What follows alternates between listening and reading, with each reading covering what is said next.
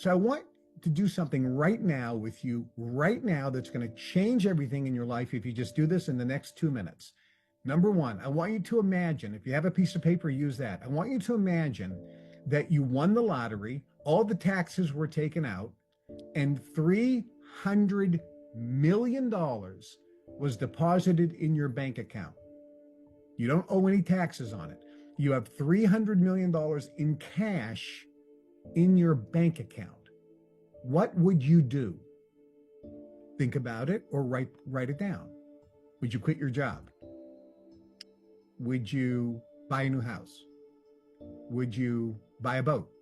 Would you buy a different car or cars? What kind? What color? What model? Would you travel?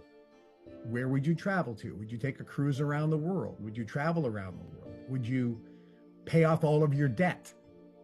Would you become instantly debt-free? Just every debt you have, just pay it off. What would you do? Would you get a new wardrobe? Would you hire a personal trainer and say, I'm going to get my body in shape now? Would you work on your health and saying all these health spas that Kevin talked about that cost all this money, I'm going to go to them and really work on all my health?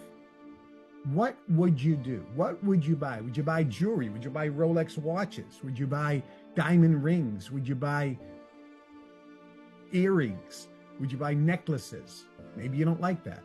What would you do? Would you set up trust funds for your kids for college? What would you do?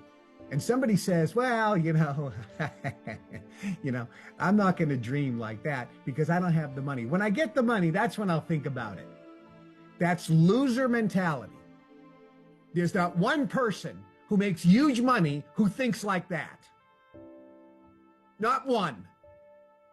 They dream big when they're broke. Whether you're John D. Rockefeller, Elon Musk, Ross Perot, Donald Trump, you name the person.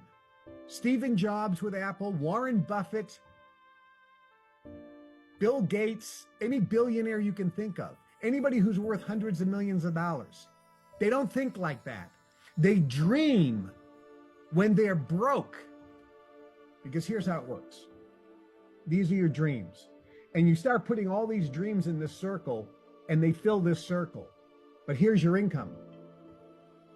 And what most people do is when you start dreaming, you notice that the dream circle is bigger than your income. So what you start doing is you start shrinking your dreams to fit your income. That's how you stay broke. What rich people do is they go, this is my income, but these are my dreams.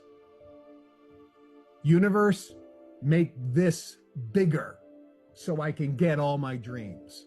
And they allow the universe to figure it out and present the how. What's your dream? How big can you dream? The difference really between you and I, or you and very successful people, is the size of our dream and time. Think about that. How big can you dream? What would you do if you had $300 million? Oh, I can't think that big. There you go.